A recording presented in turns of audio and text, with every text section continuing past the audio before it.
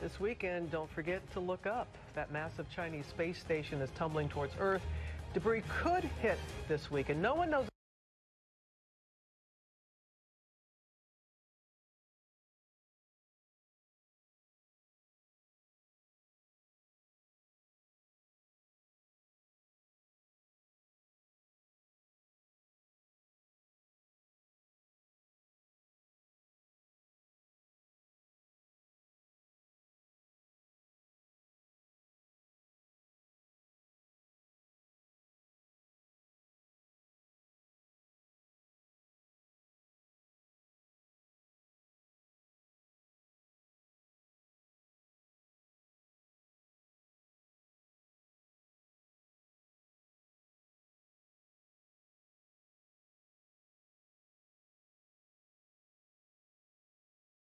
This weekend, don't forget to look up. That massive Chinese space station is tumbling towards Earth.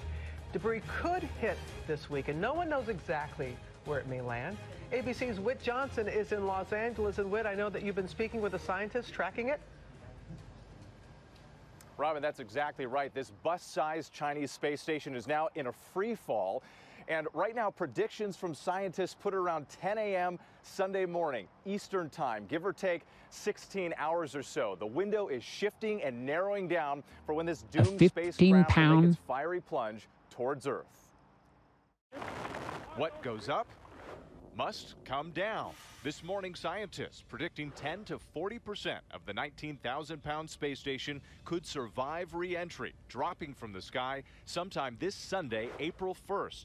Scientists at the Aerospace Corporation telling ABC News that if they knew more about how the Chinese spacecraft was built and what materials were used, they could make more accurate predictions. This is just the way these things work. We don't know exactly where it'll be, but we can say where it won't be. Debris could land just about anywhere, including a large stretch of the U.S., from Northern California to New York. This is an uncontrolled entry, so they're not exactly sure where it's going to land.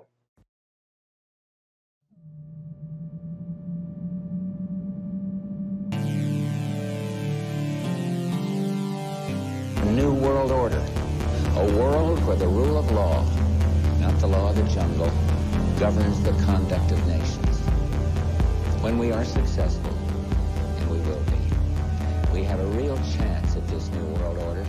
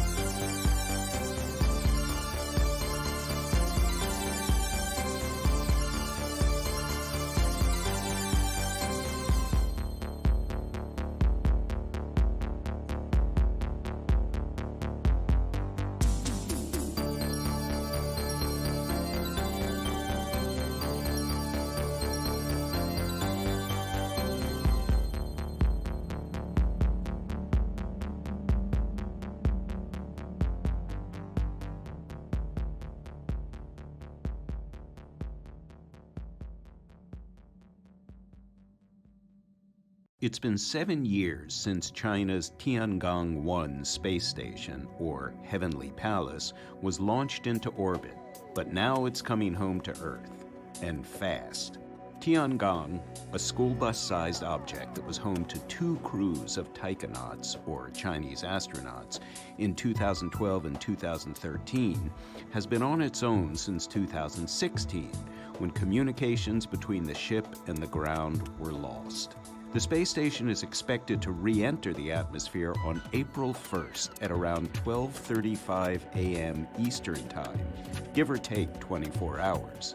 This is actually the second space station that has fallen to Earth. The first was the U.S.'s Skylab, which weighed 77 tons, compared to Tiangong's 9.3 tons. Should we be afraid of the Chinese space station landing on populated areas? Probably not. The rotation of the Earth and the speed at which the station is orbiting make it nearly impossible to predict where it will land precisely. The possibilities include the southern three-quarters of the United States, all of southern Europe and Asia, as well as all of Africa and nearly all of Australia and South America. But since the large majority of Tiangong will incinerate before it ever reaches the ground, the Earth is 70% water, and most of its surface is unpopulated, odds are you'll be safe. But how safe? The probability of a particular individual being struck is less than 1 in 1 trillion, according to the nonprofit Aerospace Corporation, which is tracking the station. Lottie Williams of Tulsa, Oklahoma, was the only person reported in history to have been struck by space debris. She was grazed on the shoulder by a piece of a Delta II rocket in 1997 and was unhurt. You're more likely to get struck by lightning or win the lottery than get struck by Tiangong.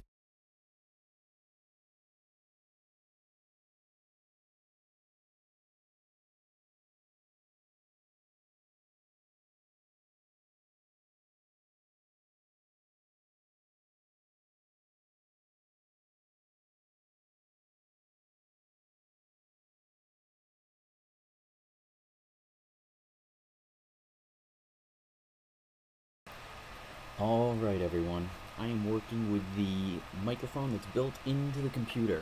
I'm not very happy with this. I've been attempting to get my external microphone to work, but it doesn't seem to be cooperating. So I'm just testing this out. I don't even know if this is working. So I'm going to mess around for a few minutes here. We're still at, let's see what we got here for the altitude. 132 kilometers. So what, like 80-something miles. They said the real action's not going to start until about 40 miles above Earth, where the atmosphere is thick and the station will burn up. But again, I'm just trying to work on some technical difficulties here, so bear with me. I'll play some other footage while we're waiting.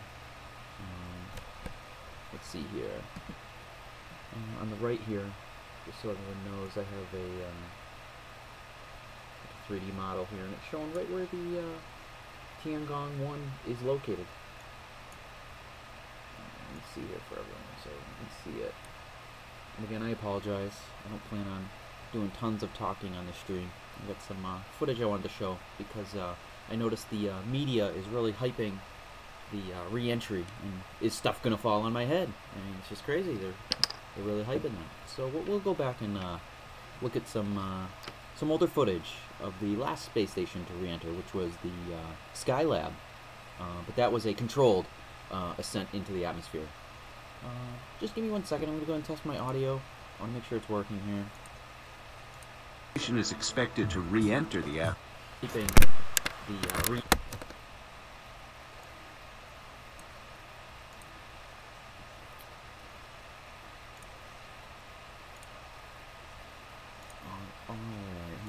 I'm like really rusty at this. Alright, so I apologize. Alright, so it does seem like my audio is working. Alright, so I'm going to go ahead and get the chat out.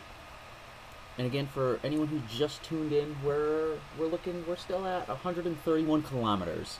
So we still got some altitude. They gave us a window of plus or minus 7 hours.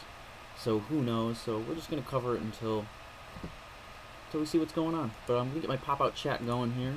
Say hi to everyone if anybody's watching out there. We got Teddy C, thanks for joining. Sean, what's up, Ted? Sean, thanks for joining. Yeah, I see a lot of other streams are going on. I don't intend for this to be a super informative stream. I just wanted to do something so that everyone can see what's going on. I did want to go over some Skylab stuff because that's the last space station that re-entered the atmosphere and burnt up. So we can take a look at that and see how they hyped it the exact same way they're hyping this one. It seems strange to me, but you know.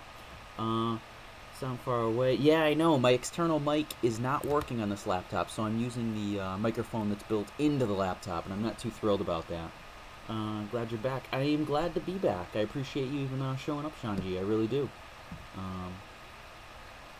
Did they say people could spot it in the sky? Absolutely. You will be able to see it burning up in the sky. But as of right now, I can't figure out where it's going to be burning up at over the...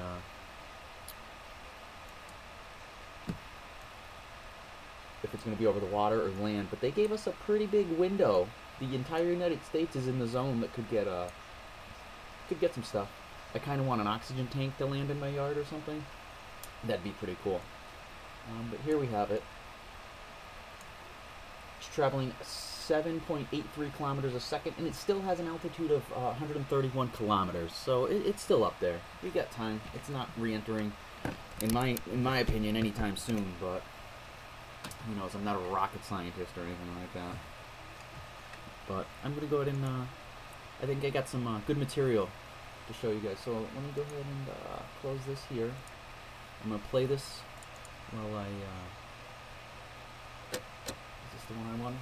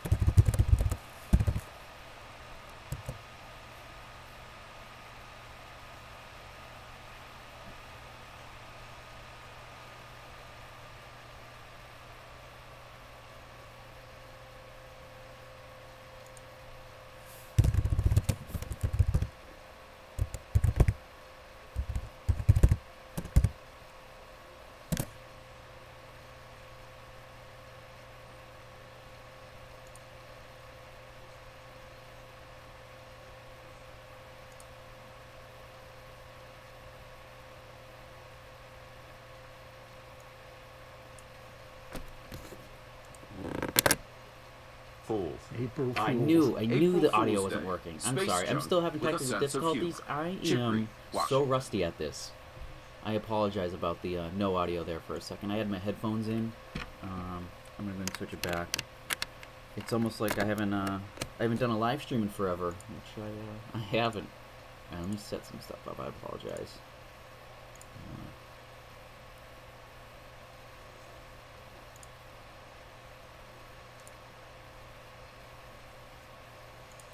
Man, I'm awful at this. Alright. Let's see here. Alright, I'm just getting my windows sorted out. I'm going to get my chat up so I don't miss if anybody needs anything or what's going on here. But, as you can see up in the upper left-hand corner, I got Tiangong 1. The bottom left is updated very slowly. That one's updated very slowly. So, I also have this going on here for us. Here we are. So we're looking right above Australia. How's that look? Is the OBS? Yeah, it looks alright. Yeah, we'll take that. I'll take it. I'm happy with that. Alright. How's everyone doing out there? I hope everyone's great. Let's see. Today's actually my birthday, so a little birthday live stream here. And this here, if anybody wants to follow along at home, this is the stuffinspace.com. This one's like a live 3D map, and you can zoom right in on Tiangong here. It'll put us right on it. And here you go. It's cruising along this path. So if you follow this, and it gives you the altitude, and they said the action won't start until, I don't know, 80 kilometers really. That's when the stuff's going to start burning up. And I don't know where it's going to enter the atmosphere, so it's almost impossible for me to find a live feed of the sky. So I'm almost just, I'm flying on fumes here with this. It's almost a guessing game. So there's really not too much to report, but I did want to show some cool footage of the old Skylab when that fell in. Thanks, NASA CGI Snakes. I appreciate that. I really do. Oh, I didn't mean to do that.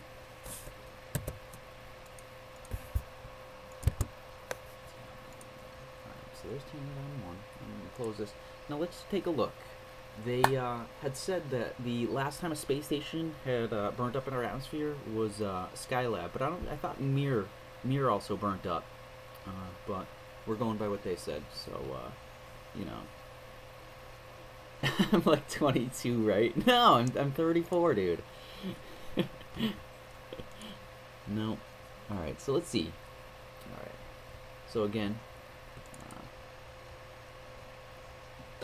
To be quite honest, those of us here at Channel 10 never cease to be amazed at some of the questions that sailed into the newsroom concerning the ill-fated space station.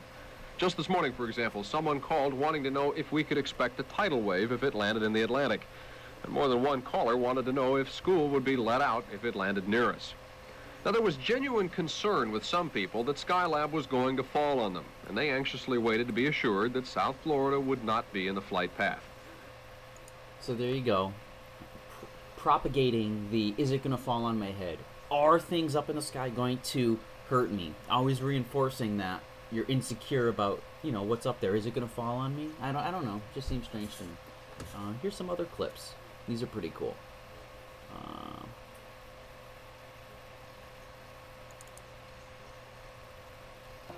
Much attention was given during the year to the re-entry of Skylab. Launched in May 1973, Skylab was manned by 3 different 3-man crews for periods of 28, 59, and 84 days, during which many scientific experiments were conducted. Since early 1974, the uninhabited Skylab had been slowly descending. Early in the year, it became apparent that the 77-ton space station would re-enter the atmosphere in the summer. Skillful manipulation of Skylab's small amount of maneuvering capability, combined with good fortune, resulted in debris reaching the surface in the Indian Ocean and in sparsely populated areas of Australia, causing no damage. So there you have it. Again, reinforcing that there's always something up there, just making you think about it. Let's go over some more Skylab stuff. Here we go. Here are the news articles from back then. This is a little... In 10 minutes, the first of a new comedy series starring Roy Kinnear and Henry Livings, Mother Nature's Bloomers. That's after the mid-evening news or two with Richard Whitmore.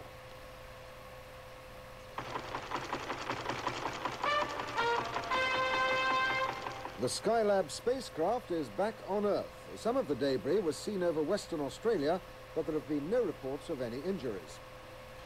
Although the Skylab incident seems to have ended safely, it was a near thing. American space officials have... Skylab is back on Earth. Like, come on.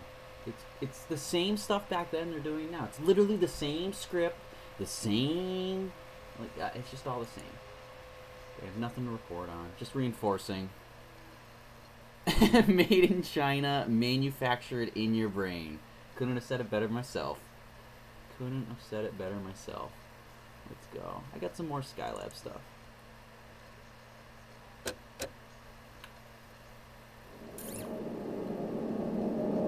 Alright, so I'm going to pause this real quick, get it set up. This is the Skylab, so anybody doesn't know this, this is like one of the first quote-unquote space stations that was up there. But notice the acrobats that these guys do compared to when our astronauts do their flips now. Okay, just pay attention to certain things and see if movie, like how they do it's changed.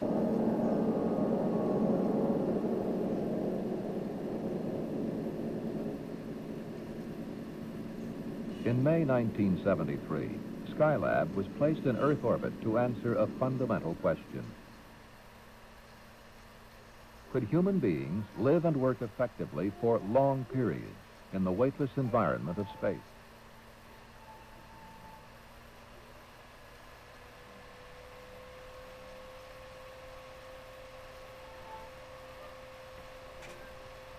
To test that question, 3 separate 3-man crews occupied the space station for 28, 59, and 84 days. Like all of us, their entire physical and mental being had been shaped since birth by the ever-present force of Earth's gravity. Now, suddenly, they had complete freedom of body motion in all 3 dimensions.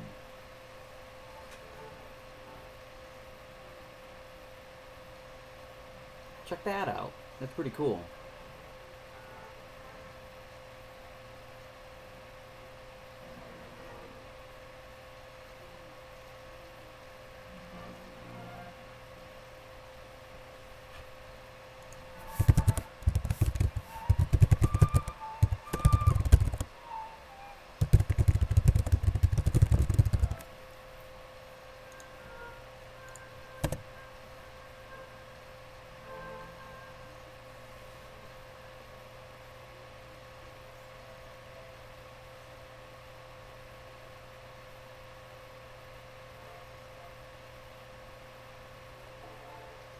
The Skylab astronauts conducted a wide variety of experiments in basic and applied science, like studying the violent behavior of the sun, taking thousands of photographs of the Earth, surveying its resources, testing systems and equipment, evaluating their potential for future space vehicles. They also took advantage of the zero-gravity laboratory to demonstrate phenomena difficult or impossible to duplicate on Earth. The same stuff they do now, the same water stuff, nothing new, nothing new. We haven't gotten anything new, any cool new technologies, nothing from all this.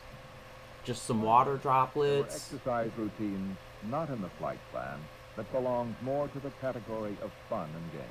I find this stuff interesting, though.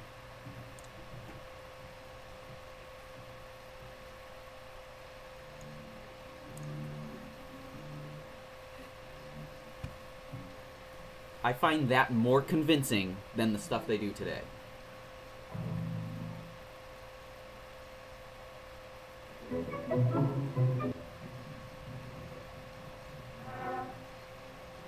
That looks weird.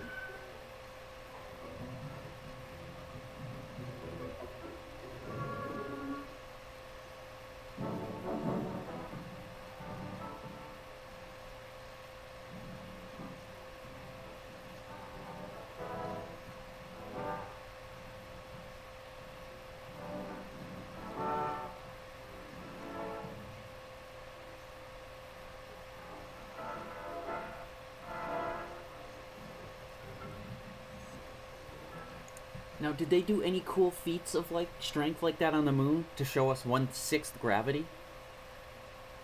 They showed us a 18-inch hop on the moon for a 60-pound person, you know?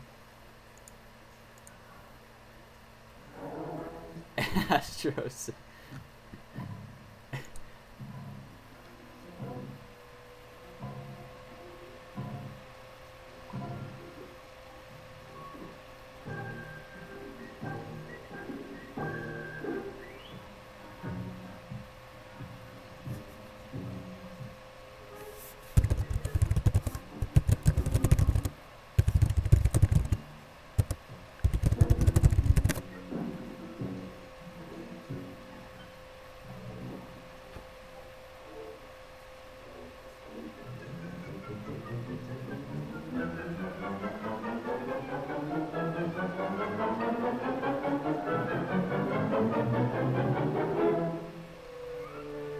From the 171 days that Skylab was occupied, a tremendous store of information was returned. But of all the data, one finding stands alone.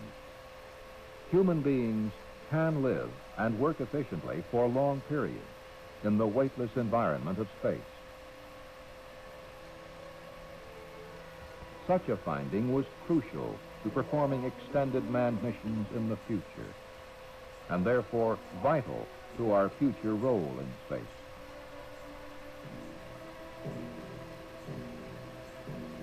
Such was the legacy of Skylab.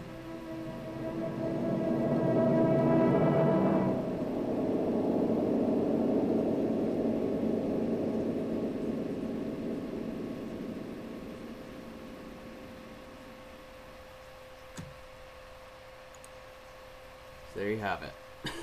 The complete difference in how they show us zero-G now on the ISS.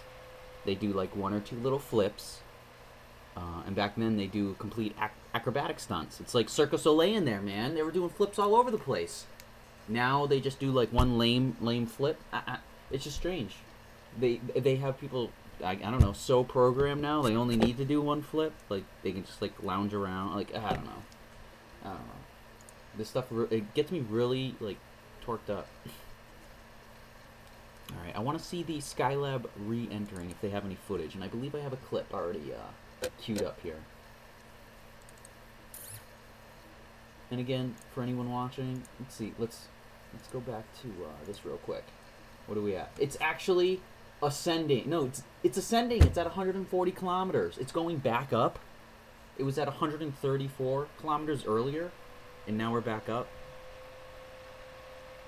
Production is exactly, Sean. You're right. You're right. They're like, no, cut this back, way back, way back. It's crazy. I agree. They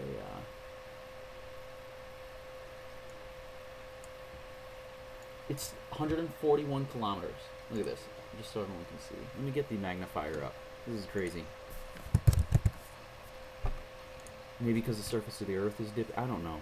I don't freaking know. Hold on. Oh man, I apologize. Let me quit. You know what?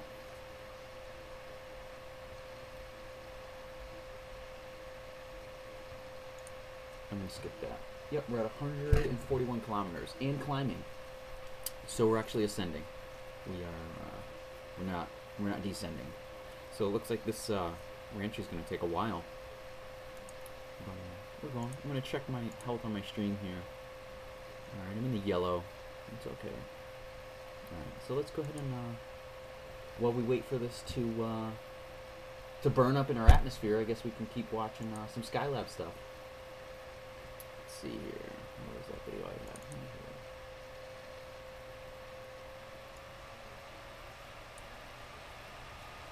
They'll stop all their flights as Skylab comes down, but the chances of it hitting anyone are said to be very remote.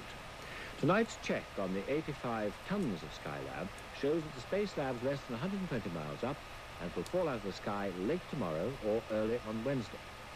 Skylab's next close approach to Britain will be at 11:30 tomorrow morning. It'll cross the Scillies and Guernsey. Our science editor Peter Fairley assesses the chances of anyone being hit by Skylab. If anyone sold you a hat to stop bits of Skylab falling on your head, and several thousand have been sold in America, you've probably wasted your money. The team of British scientists who've been tracking Skylab for ITN now predict it won't fall on Britain. There were fears that it might hit Cornwall, but its orbit now is taking it further south. But it will fall somewhere, because what goes up must come down. And according to the North American Air Defense Command, who are using computers to plot its descent second by second, 90% of the world's population, that's 4 billion people, are theoretically at risk. The dying moments of Skylab are expected to occur somewhere along a line 50 degrees either side of the equator. The 85-ton spaceship, the biggest thing ever put into space, will begin to disintegrate as it hits really thick air layers. The friction will build up until the whole thing has turned into a fireball. Two questions remain. What bits will reach the ground and survive re-entry, and will they hit anyone or anything? NASA tonight put the odds at 152 to 1 against, but nevertheless they've got lawyers standing by in case of mishaps and court claims. There are 8 bits which may reach the ground. 6 oxygen tanks weighing more than a ton each and made of titanium, 1 lead-lined film vault weighing nearly 2 tons, and the biggest piece of all, the fixed airlock shroud, 22 feet long, made of aluminium and weighing 2 1/4 tons. He just said a film vault, a lead film vault. How much did he say? 4 tons? I gotta play that back, I'm sorry. 2 feet long, made of aluminium, that's weighing more than a ton each, and made of titanium. 1 lead-lined film vault weighing nearly 2 tons. Okay, so 4,000 pounds for a lead film vault. Just let that sink in. 4,000 pounds of lead to protect the film.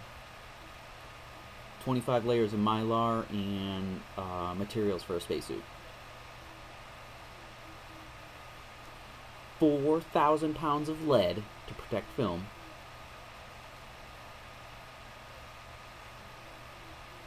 Sheet metal. Aluminum sheet metal riveted together in a space station. Pretty crazy, if you ask me. And the biggest piece of all, the fixed airlock shroud, 22 feet long, made of aluminium and weighing 2¼ tons. All these are likely to hit the Earth at 260 miles an hour. So what are the chances of it hitting land? Well, NASA has one card up its sleeve. The small maneuvering engines aboard Skylab still have some fuel left in them. And in the final stages, the maneuvering if computers engines predict that the debris seems destined to land on populated regions, scientists at Houston will try to fire the whole lot together and push Skylab into an ocean. We won't know until the last 2 hours. Skylab was launched in 1973 to explore the problems of men living for long periods in space. It was occupied by 3 crews, 9 men in all, the longest living aboard for 86 days, then a record which the Russians have subsequently beaten. The Americans hoped it would never come down at all. They planned to keep on raising it in orbit using the space shuttle as a kind of pushing vehicle, but they miscalculated. During the last 3 years, the sun has been unusually active, and the solar wind, which the sun puffs out, has forced Skylab down faster than gravity would normally do. And the shuttle, on which so much depended, has not even made its maiden flight yet. So there's an awful lot of tension and nail-biting going on in American space headquarters at this moment. The landing space station, Skylab, still has the experts guessing just when and where it will fall to Earth. The latest reckoning is it will come down at 5 o'clock tomorrow afternoon, somewhere over the South Atlantic, west of Africa. But they told us tonight we could be 5 hours out either way. What can be said for certain is that the 85 tons of Skylab will pass over Cornwall, right over the Lizard Head, at 11 o'clock tomorrow morning. If it were coming down at that time, and we stress that's pretty unlikely, debris could theoretically be strewn over the entire shaded area of this map. But the American Space Agency say they're reasonably confident that if Skylab looks like heading for land, they'll fire its engines to delay the fall until it's safely over water. One spacecraft giving them no trouble is Voyager 2, sending back detailed pictures of Jupiter and 4 of its moons. These include Europa, the size of our own moon, never photographed in detail before. It's an ice-covered place, flat, with a lot of cracks. As Voyager 2 passed close to Jupiter itself, the turbulence around the mysterious big red spot, seen by Voyager 1 4 months ago, has subsided. But there's no doubt it's a storm going on down there, covering an area 3 times the size of the Earth. Voyager has now left Jupiter on its way to Saturn.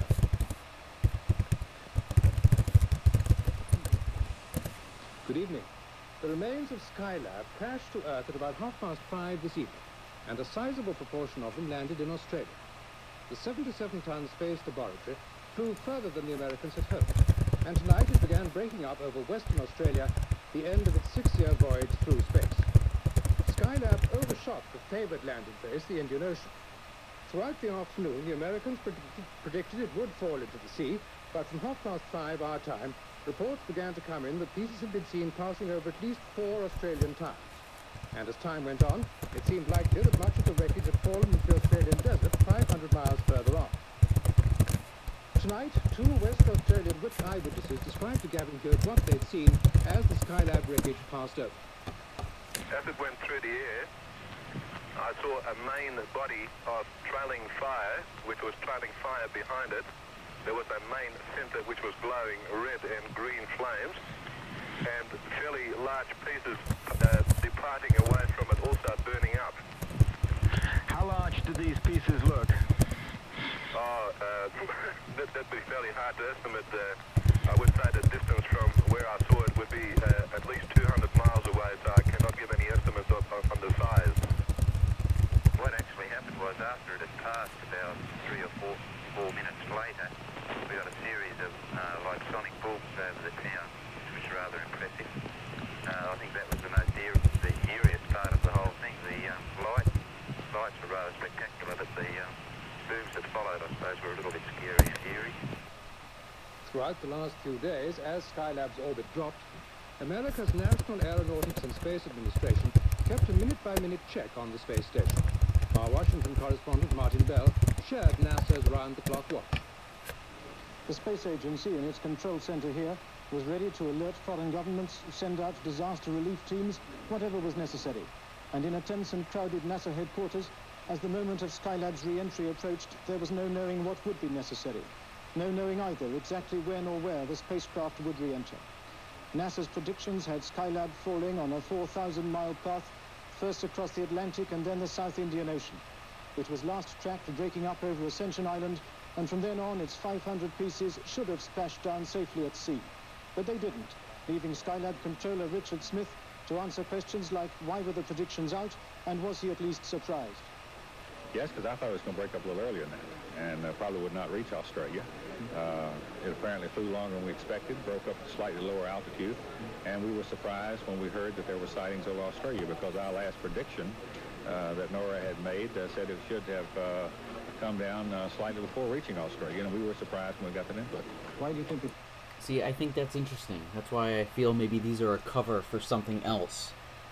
These scientists are given something different to track or whatever, and maybe not the right parameters, and I believe their math is right. These guys are surprised because their math didn't work out to something that they're being like told it's like falling at a different rate or something like that.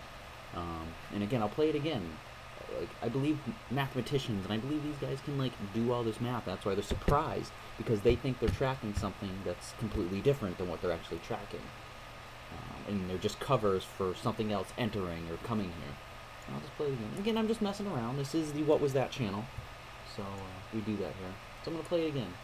And again, that's why I'm questioning why the scientist is surprised about the math, because maybe they're tracking something that they think is totally different.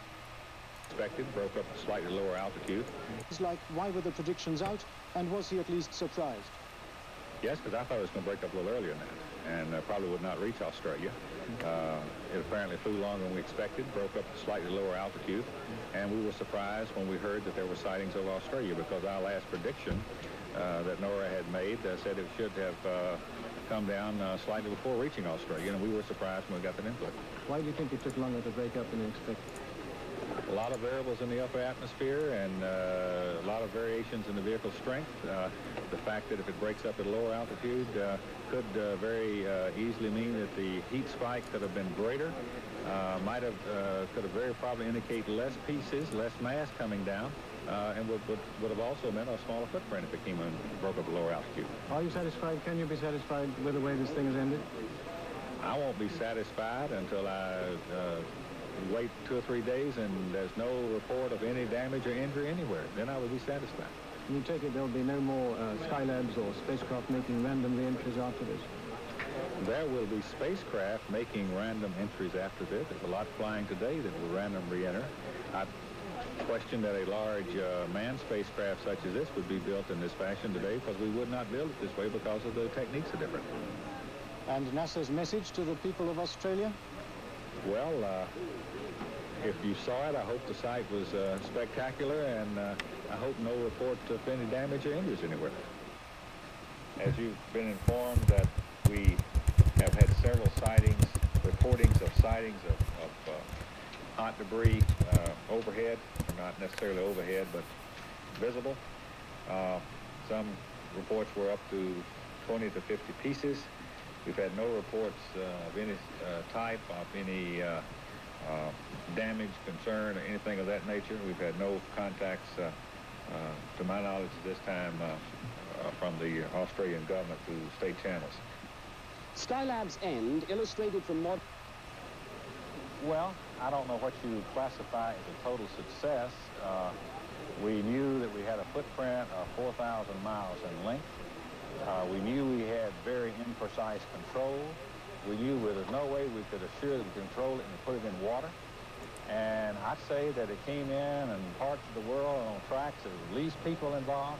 From that standpoint, I think we were very fortunate, And although we didn't control the exact orbit area of that thing, I think the actions we took kept it in on orbits of very, very low population density.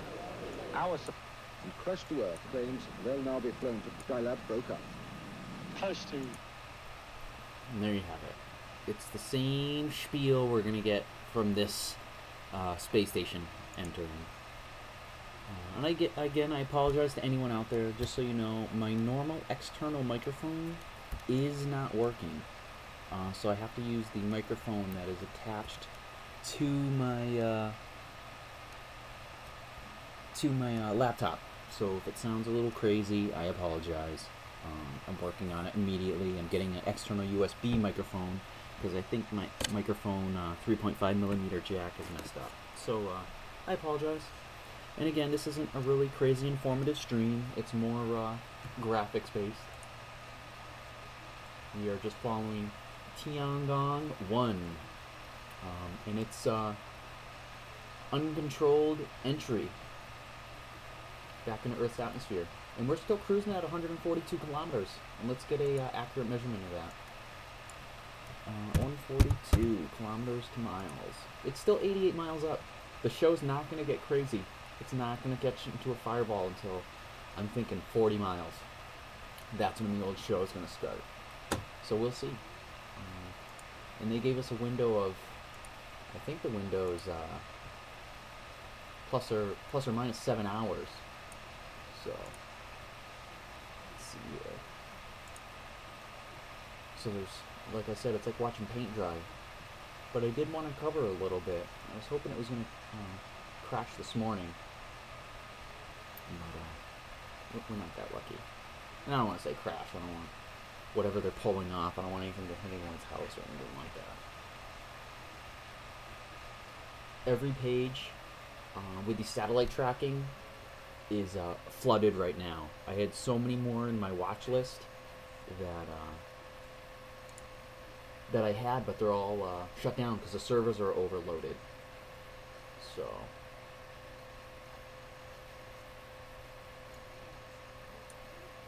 we're approaching South America. We got Chile there. Let's see, Peru. Yeah, so it's approaching Peru, and again the altitude 141 kilometers, and descending. So I don't know. They keep changing the time, so I don't know.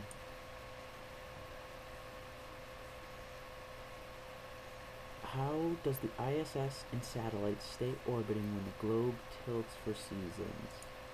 Oh, Sean, they have super special rockets, and they like use the little boosters, and then they show a little animation of it being back on, track, and that's how they do it. See? It's easy. I'm gonna work for NASA. Just have a little animation play, some little booster rockets showing, and there you have it.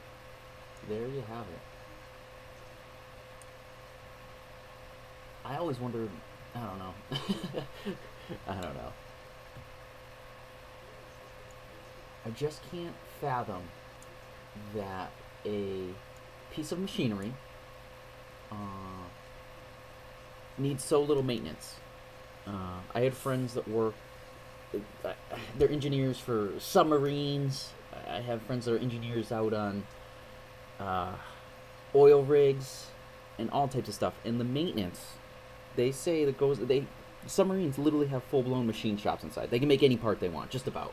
Right there on they can fabricate it. Same with aircraft carriers. They have full-blown machine shops. They can make jet engine parts right there on the water, right in their machine shops. They need fins for or fan blades for a turbine. They'll machine it right then and there. But yet the ISS is in the most harsh environment. From UV rays to actual particles traveling upwards of 25,000 miles an hour, sand grains and stuff like that. You have solar winds. You have, to me, the main thing is the UV constantly hot and cold, constantly flexing the metal, expansion and contraction. The door seals, and just nothing ever major ever goes wrong. I don't know. It's just absolutely fascinating. if it really works that well, then they need to implement that stuff on everything else, so we don't have to have maintenance schedules and crap like that. Because, I don't know, it's just crazy to me. You got cars that are $1 million, $100,000 for cars, but they got full mechanics in the garage, like the bays, because they're gonna break down. Shit breaks. It just is incredible to me. Exactly, Sean. Napa Auto Parts delivers. Yep, absolutely. Yep. Now we're descending. We're into the 139 kilometers. Oh, they got it descending pretty quick. I don't know if the retrograde, whatever the rockets are, the little boosters, if they're firing on their own. They said they have no control over it. They're really just monitoring it. I don't know how accurate that is. I don't know what's going on. But as of right now, it is descending pretty quick, rather quickly. We're going to keep an eye on that. In the meantime, let's take a look at, let's see here. I'm going to go ahead and take a look at some Skylab photos. I find this stuff interesting. I do believe engineers build stuff. Like I always say, I just don't know if it goes where it goes. Let's see here. Well, I don't really want to look at Skylab because like they brought it back because it had messes up. Let's go to ISS. Because this thing has been up there since '87 and it needs nothing. Nothing. And I asked my friend, I'm like, why do you guys not put stuff on the outside of the submarine? Like they do the ISS, it's just outside. It's because it's for a movie. I can't even look at it. I'm already mad. I haven't done a stream. In 7 months. And I'm already getting upset looking at this stuff. I haven't even clicked the picture yet, and my blood pressure, my heart rate is going. I need a drink. I really don't care. I apologize. And again, anybody's watching, this isn't going to be a crazy informative stream. We're just keeping an eye on the Tiangong 1 spacecraft, or space shuttle, as it descends back to Earth. We're hoping to catch a glimpse of the fiery return back to Earth. Because what goes up must come down. We all know this. Let's take a look. Yeah, we're at 137 kilometers and descending rather quickly. So it looks like we should see some action, I don't know, a couple hours. But like I said, it's just a monitor stream. We're going to keep taking a look at this. And then we're also going to take a look at the Skylab, which did crash. I want to see some footage of that entering. I want to see the fireballs. Let's see.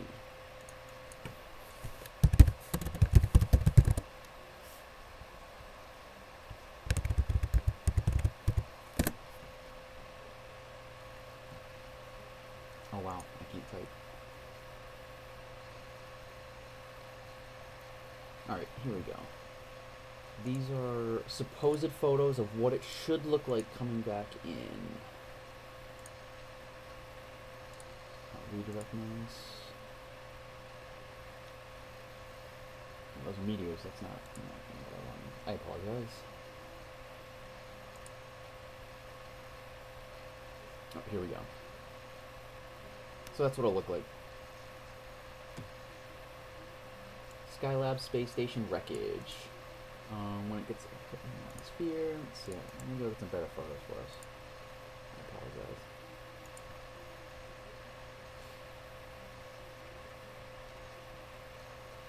Is there video?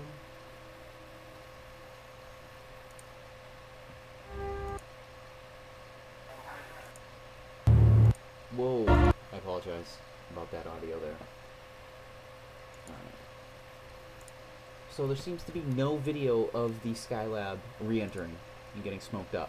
But this seems to be what it'll look like. As the parts break apart, they catch on fire.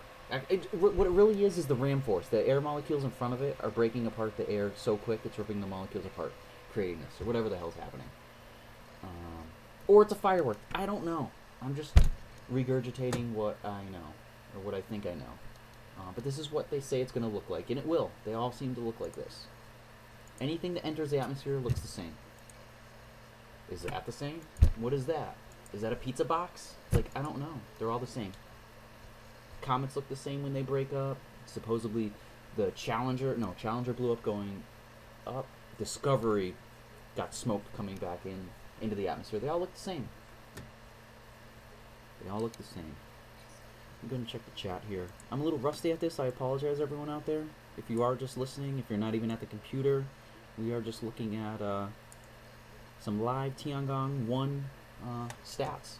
And it looks like we are at 134 kilometers and descending rather quickly. Rather quickly. Get the marshmallows out, exactly. I'm not going to lie, I really hope I get to see it, but it doesn't look like it. Let's see what we're... 130. So we're 88 miles. So we're halfway there, roughly. The show shouldn't start until roughly 40 miles. That's when the atmosphere starts to get pretty thick. And the burn-up will take place. Let's take a look here. Yep, we're just cruising by Bolivia. That's 4 miles a second.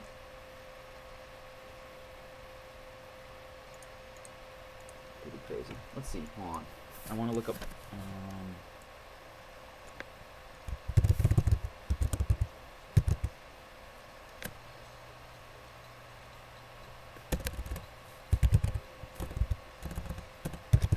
I forget what crash was which.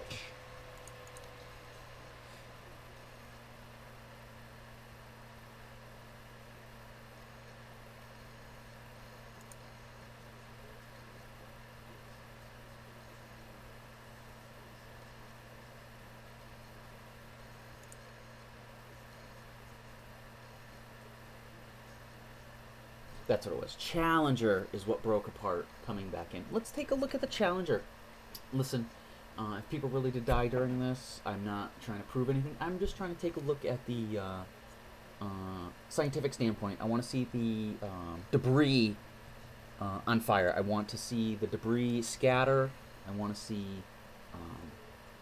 that. So that's what we're doing. Because I know people will get mad. How dare you, how dare you criticize that, and I'm not trying to do that at all.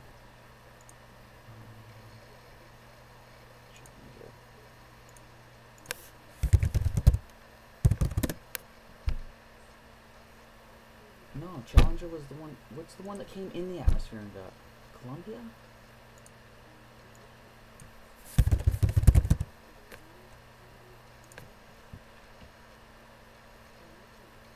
Here we go. I'm going to keep the audio low. It just sounds horrible.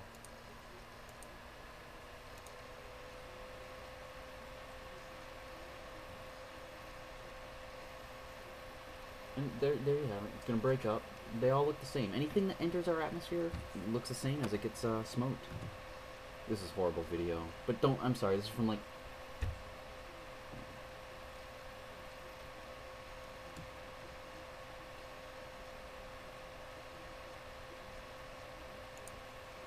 Here we go.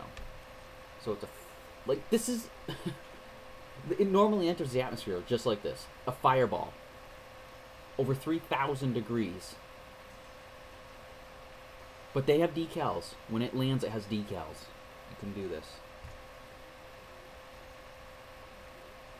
But here we go. Let's start to see it break apart. Supposedly what this Chinese space station is going to look like. They all look the same when it breaks apart.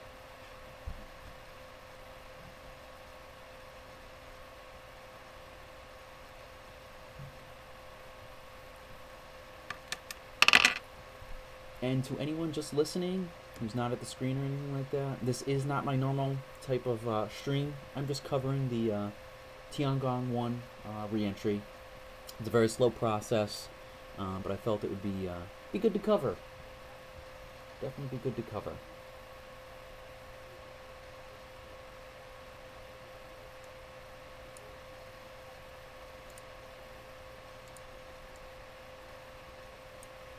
Here you have it. Still a fireball.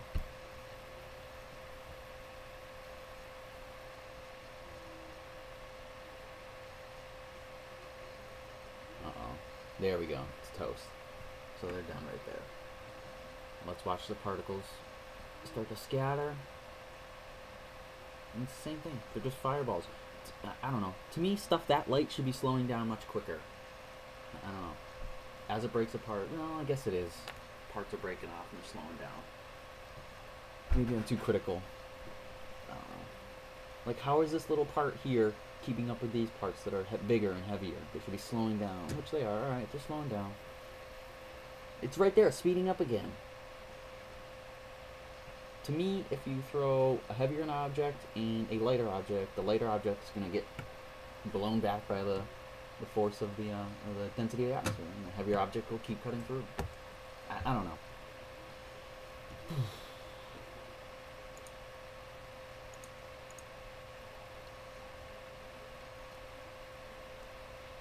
And here you have the fireball. And any other normal shuttle, when they land, they have decals after this. They're not even burnt or anything. It's amazing. It is amazing. Alright, let's see what we're doing with the Tiangong 1 space shuttle. We had 131 kilometers and dropping rather quickly. I want to keep a accurate 131 kilometers. We're at 81 miles. We are actually 50% there. Like I said, it's like watching paint dry, because they have no idea what this thing's doing. Supposedly, they have no control over it. They don't even really have any contact with it. I don't know how accurate that is. I don't know. Sometimes I don't know. I don't have any idea what's going on. Is something up there? I don't know. What's going on? I personally think they're covers for something else that's happening.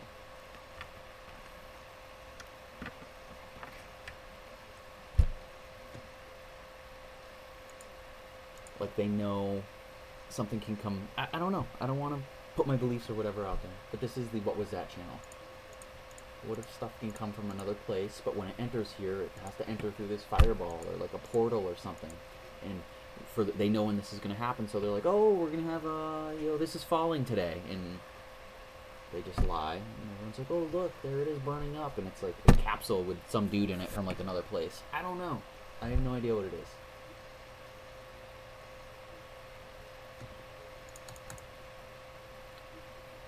And we're descending 130 kilometers and dropping. Speed 7.83 kilometers a second, so I don't know, 4 miles a second. It is cranking 20,000 feet per second,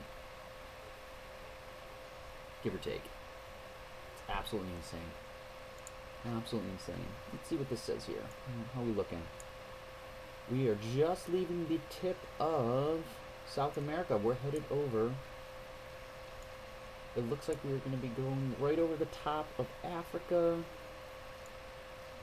right over Australia. I don't know. It's going to take a while. But it is dropping rather quick. So I apologize if it's boring. I'm just covering the Chinese space shuttle re-entry. It's nothing special. I was going to go over some more Skylab stuff, because in 1979 that came crashing back to Earth, and it was another laboratory that was supposedly up there. So let's take a look at that stuff. Let me see what I got going on. I'm going to leave this up so we can see where it is.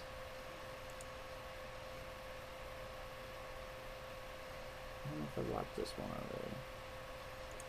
Actually, you know what I'm going to do? I made a cool commercial thing. I'm playing this commercial. I'm going to get a drink while this little commercial plays.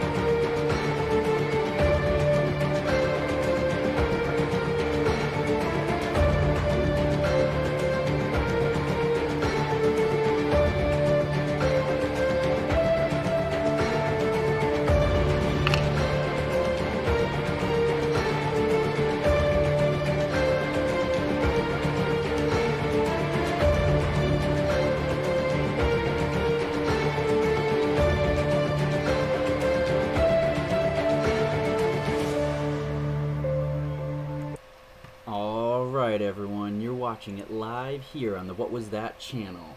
And this is the live coverage of Tiangong 1 space station re-entry. And you're watching it here, the What Was That channel. It is nothing major. I apologize. It's nothing spectacular. In fact, I've been comparing it to watching paint dry because it's descending so slowly. Last night, when I was planning on doing live coverage, they had said it was gonna, I call it crash this morning, and then they pushed it back again, and they give you a plus or minus 12-hour window, and then when I looked again, it was a 7-hour plus or minus window, and it still looks like it's gonna be into early morning, if you ask me, because we're at 129 kilometers in descending, but the action won't start until like 40 miles. So like 70 kilometers. Let's take a look here. Let's get an accurate depiction. And if anybody wants this, this is on the stuffinspace.com. So if you don't want to listen to me, you're sick of my voice, you can go find this right online, and it's cool. I've just been having it in the background while I'm doing stuff all day, just keeping an eye on the altitude.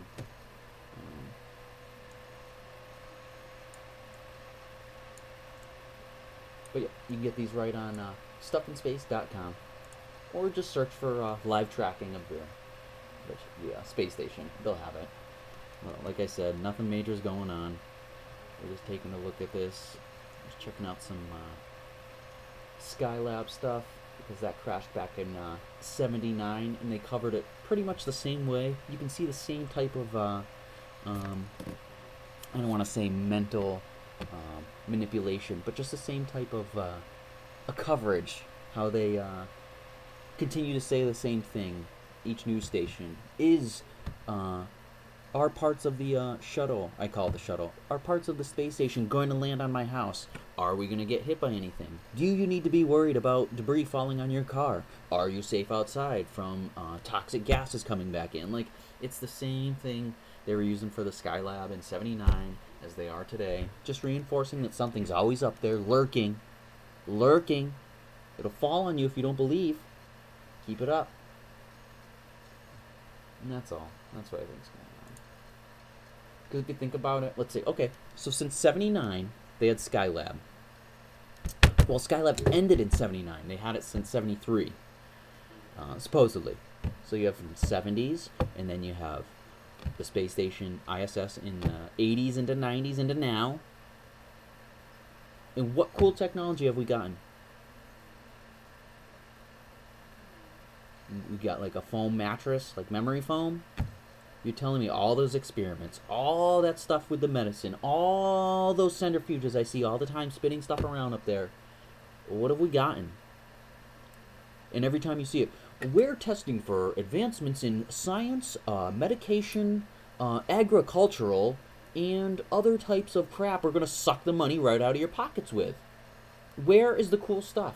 My electricity bill is not going down. It's going to be going up this summer, because I have to use air conditioning, and they don't have any new super type of air conditioner. They don't have any type of super new insulation. They got Tesla in space, though. They got that on a TV. Incredible. Incredible. Hey, Cat's Eyes, thanks for joining. I appreciate it. I appreciate everyone out there. If you're listening in the background, which is pretty much what I made the stream for, because I didn't make it very informative. I don't have a lot of animations or anything like that. It's just live coverage of the Tiangong laboratory reentry. I'll keep a live update on the altitude. We're still at around 130 kilometers. We're traveling just over, let me see here. Whoa. We're going to be going through Barcelona, across Italy. So, that's about it. It's like watching paint dry. So I do appreciate everyone out there, whether you're participating in the chat, which I appreciate there, or even just listening in the background. I appreciate it. And I'll try my best to keep it entertaining, but I don't know. I kind of want to see a fireball in the sky. I'm waiting for that. So let's see. Check the chat. So I want to make sure all that's good. All right, let's see. I'm gonna play some more news clips. Let's see how they're pushing this reinforcement. An abandoned Chinese space station is hurtling out of control towards Earth. Scientists say every continent but Antarctica is a possible target for the 8-ton space station. That includes most of the U.S. Chip Reed is at the Smithsonian National Air and Space Museum in Washington. Chip, good morning. Well, good morning. This is a model of Skylab, the U.S. space station that fell out of orbit in 1979. Parts of it rained down on Australia, and something like that could happen this time around. But don't put your worry face on, because the chances of actually getting hit by debris are 10 million times smaller than getting hit by lightning. Bus breakup. Tiangong 1's final moments will look something like this. Nice flashes. Oh, wow. A shower of glowing debris, similar to this Japanese spacecraft that ended its space odyssey in 2010. When it begins its re-entry, Tiangong 1 will be whizzing along at 4 miles a second. The solar panels will shear off first, then the orbiter itself will break apart. Most of the components will be incinerated and never reach the Earth, but some parts could survive, creating a debris field about 400 miles long and 30 miles wide. We won't know even the day of the event where it's going to be exactly. Bill Ayler, a fellow at the Aerospace Corporation, says it's possible large pieces of Tiangong 1 could end up on the ground, like this 500-pound chunk of a rocket that crashed near. All right, so I just have to comment on this. Let's see here. Let's see what this guy just said. Corporation says it's possible. Exactly. Bill, it's going to be exact. Won't know even the day of the event where it's going to be exactly. Bill. Okay, so in 1969, they could figure out how to put a rocket in orbit, send 3 men on a translunar orbit 248,000 miles away from the Earth to the Moon. Once they were in lunar orbit, they could break off into the Eagle, or the lander, whatever you want to call it, the LEM. They could land on the Moon, do a bunch of experiments, back in the LEM, leave the lunar surface, dock back up with the command module that was still in lunar orbit, dock back up, start their lunar orbit back to Earth, 248,000 miles away, all with precise calculations,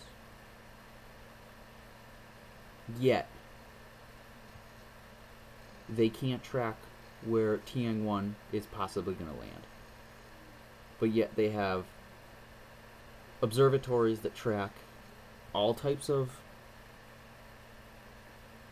I don't want to say debris, but just stuff in space. They know exactly where this is going to be, and exactly here. Oh, I knew the stars were here 850 million years ago because parallax changed when I was looking out the microscope. That was like, what? What? Oh, we knew 800 million years ago that the stars were here, and I can show you with this cool Well, then where's Tiangong going to land? Where is Tiangong going to land? Where it's going to be exactly. Bill Ayler. The day of the event where it's going to be exactly. Bill Ayler. Miles wide. We won't know even the day of the event where it's going to be exactly. Bill. We don't know anything, but you'll believe everything we say. I can't believe it. I cannot believe it. I can't. Exactly. No clue where it's going to land, but they can pull all these feats off. All this stuff. You know what's funny, Sean? You were just mentioning how the ISS has boosters in it. I call them boosters. They'll call them little rockets or whatever the hell you want to call them. And they can increase the altitude or decrease the altitude at which the ISS is at. And they do it to get it out of the way of debris that's in space, they do it to, I don't know, help it stay in orbit, because technically, supposedly how it's going, they're just falling back to Earth at a really, really slow rate, and they're going really fast. Anyway, so they just shoot the rocket, and they go up higher, and it keeps them up there longer, whatever. They can track all this stuff for the ISS to, you know, watch out for. They have all these, like, they can track all these other satellites. Don't get me wrong, they have them at different altitudes, whatever they say. I understand it all. But they have no idea where this uncontrolled Tiangong is going to go. It's just incredible to me. Incredible. Maybe they're lying. I don't know. I don't know. I just can't say. But to me, what was that? It's very interesting that they can't calculate this. They have no clue. We're sorry, guys. We you know, we can put people on the moon. We can have ISSs up there that never give you new technology. They don't give you anything. Your cell phone sucks. The battery goes one day. You can barely send a text message from the basement. But hey, we're up there. See this animation? And people are like, yeah, I see it. I believe it. Even though I have no cool technology. Oh, man. I don't mean to get frustrated. I just don't like, I don't know. I feel they're lying to us, and I don't like it. I don't like it. I feel you can do much more. If they were coming out with some stuff that made summer's coming, so my electricity bill is going to be through the roof because of air conditioning. If they had some cool compressor or something that they use to cool the ISS down all the time using solar panels, then we'd have it. We don't have it. We don't have anything. Ayler, a fellow at the Aerospace Corporation, says it's possible large pieces of Tiangong-1 could end up on the ground, like this 500-pound chunk of a rocket that crashed near a Texas farmhouse. Before this one came down, people said, these things don't survive. This one proved that they did. Lottie Williams is the only known person to be hit by space debris. The Oklahoman was not hurt in the 1997 incident. It rolled off my shoulder onto the ground, and it sounded metallic. The European Space Agency says about 8,000 tons of debris is orbiting the Earth, including satellites and metal fragments left over from collisions and explosions. Okay, so here you go. Here's even better. So they can track all this Satellites and metal fragments left over from collisions and explosions. George Washington University space expert John Logsdon says satellites are usually dumped into the South Pacific once they're obsolete. Bottom of that ocean is full of dead satellites. The problem here is that China has lost control, and so you can't fire retro rockets or control where it comes down. We won't have a good idea of where the Tiangong-1 will crash until about a day before it happens. And if you do happen to come across it, don't breathe the vapors and don't touch it because it could have toxic substances. Nora? Hide your kids, get under the table, don't even go outside and look at it because it's going to have toxic this and like it's, I don't know. Something the size of the school bus burning up in the atmosphere, which they would just consider, oh, it's just a drop in the bucket, a drop in the bucket. Now they're making you scared of it. You gotta run. You gotta like get masks and stuff. You don't look at it. Like I don't know. Well, goodness, Chip, that sounds like a reason to have. An abandoned. Absolutely crazy. I mean, to me, it's crazy. Maybe I'm the one that's crazy. I actually hope I'm wrong. I don't want any of this debris hitting anybody. Nobody burns up or whatever they're doing up there. I don't know. Let me check the chat here. I apologize for the unprofessionalism in this channel. It is the What Was That channel, and I'm back after a long sabbatical. So I'm a little rusty. So please forgive me. Space Herps, yeah, man. Yeah.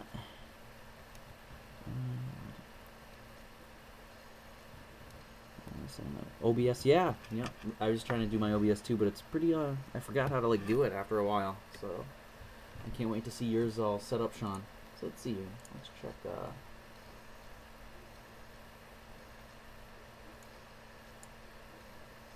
looks like we're over Italy. And again, the altitude's increased. Maybe it's because it's going over a mountain. I don't know.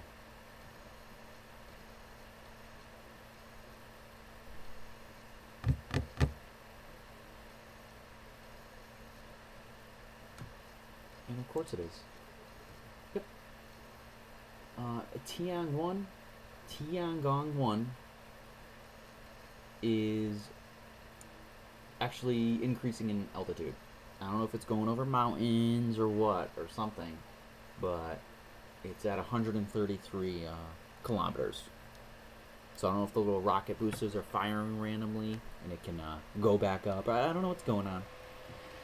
But it doesn't seem to be able to break that 130 kilometer mark. So I don't know what I'm going to be reporting. I might just let the stream go for a little bit and check back in a little while. Yeah, let me go ahead and check with the chat, see what they want to do. If you're listening, keep listening. I'll come back and keep giving updates on it or whatnot. But let me check out what's going on here.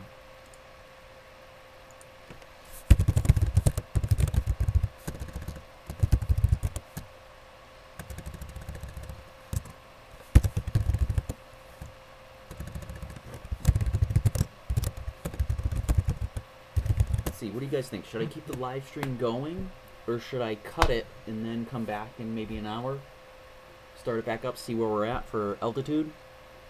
Because I don't have a lot of material to do filler stuff. I never planned on doing a full show. I just wanted to do the coverage of the Chinese space station re-entry. So, and it looks like we're stuck at 130 kilometers, unless some new stuff has come out, but I don't see any updates really, so I don't know what to do, and I don't want to talk about nothing because I don't want to bore people or anything. So maybe I'll kill the stream and I'll come back in a little bit. Let me see here. Let me see what the chat wants to do. For anyone listening, I appreciate you listening.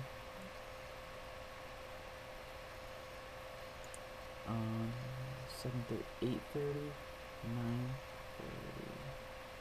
9:30, 10:30. Oh, so 10:30. Oh, you're not straight. 7, 8, 9, 10. Yeah. So okay. You know what I may do? I may come back in 1 hour at 10 o'clock. Do a quick 15-minute update live at the top of the beginning of the hour. That's what I'm gonna do. So I appreciate everyone for watching. What I am gonna do, it's 9:06 where I'm at Eastern Time. I am gonna come back in roughly an hour at 10 o'clock. And do a 15-minute catch-up, see where we're at, and then I think I'll do 15-minute on the hours every hour until we see what's going on here. And I'll try to find some new filler material or anything like that in between. But I do appreciate everyone for checking out the stream. If you're just kicking it back, relaxing, listening to this in the background, I appreciate it. I appreciate everyone in the chat room. Sean G, Cat's Eyes, Teddy C was out there, Flat Trotter SS. NASA CGI Snakes. Let's see. Daniel Riza. One Big Pond. Let me see. I want to make sure I get everybody. Teddy C. Let's see. Cat's Eyes. Yeah. Awesome. Thanks, Sean G. I appreciate stopping by. Same with Cat's Eyes. So I'm going to go ahead and end the stream. I will be back around in about an hour. I'll give a quick 15-minute update at about 10 o'clock. Alright, I'll see you everyone. Thanks.